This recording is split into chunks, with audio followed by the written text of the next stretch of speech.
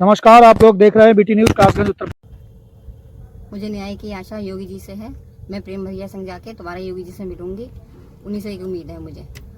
और ये कासगंज सब प्रशासन बिक चुका है, ये कोई उम्मीद नहीं दे रहा, मुझे कोई दिलासा नहीं दे रहा है।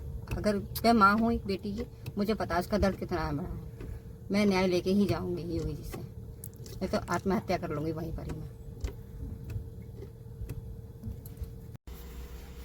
मैं गुंजन सक्सेना, कासगंज निवासी देवरैया, थाना पटियाली से बोल रही हूँ। मेरी बेटी से गलत हुआ है और मुझे न्याय चाहिए। मैं बड़े बड़े अधिकारी के पास जा चुकी हूँ, मुझे कोई न्याय नहीं मिला है।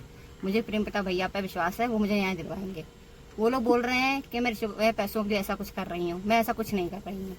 मुझे न्याय चाहिए, नहीं न्याय मिला तो मैं आत्महत्या कर लूँगी। इस बदनामी से मैं जी नहीं पाऊँगी। और मेरी बेटी संग गलत हुआ है, वो किसी बेटी के संग होता है तो आप क्या करते? संग नहीं खड़े होते, सहयोग नहीं देते हमारा है?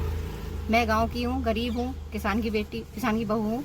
कुछ तो न्याय मिलना चाहिए मुझे पैसे अगर चाहिए होते, मुझे भट्टे बुलाया था हबीब ने, 3 लाख में कहा था मुझसे फैसला कर लो, पर मैंने नहीं, मैंने मुसलमानों के आगे नहीं झुकूंगी मैंने मना कर दिया। मेरे घर वालों ने प्रेशर डाला और बाकी बहुत लोगों ने प्रेशर डाला, गांव वालों ने फ़ोन कर करके धमकियाँ दी, अगर तुम ऐसा नहीं करोगे वो बड़ा आदमी है, तुम्हें मार देगा, ये कर देगा, वो कर देगा। मुझे कुछ किसी से नहीं डरना है, मुझे न्याय चाहिए बस।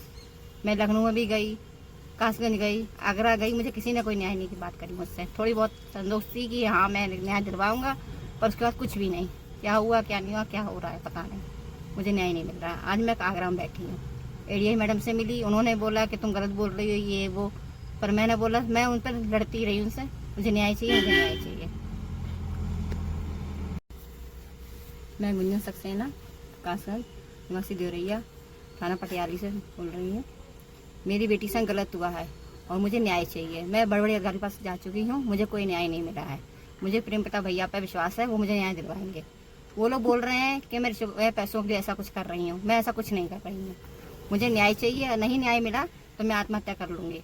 इस बदनामी से मैं जी नहीं पाऊँगी। और मेरी बेटी संग गलत हुआ है, वो किसी बेटी के संग होता है तो आप क्या करते? संग नहीं खड़े होते, सहयोग नहीं देते हमारा है? मैं गांव की हूँ, गरीब हूँ, किसान की बेटी, किसान की बहू हूँ। कुछ तो न्याय मिलना चाहिए मुझे पैसे अगर चाहिए होते, मुझे भट्टे बुलाया था हबीब ने, 3 लाख में कहा था मुझसे फैसला कर लो, पर मैंने नहीं, मैंने मुसलमानों के आगे नहीं झुकूंगी मैंने मना कर दिया। मेरे घर वालों ने प्रेशर डाला और बाकी बहुत लोगों ने प्रेशर डाला, गांव वालों ने फ़ोन कर करके धमकियाँ दी, अगर तुम ऐसा नहीं करोगे वो बड़ा आदमी है, तुम्हें मार देगा, ये कर देगा, वो कर देगा। मुझे कुछ किसी से नहीं डरना है, मुझे न्याय चाहिए बस।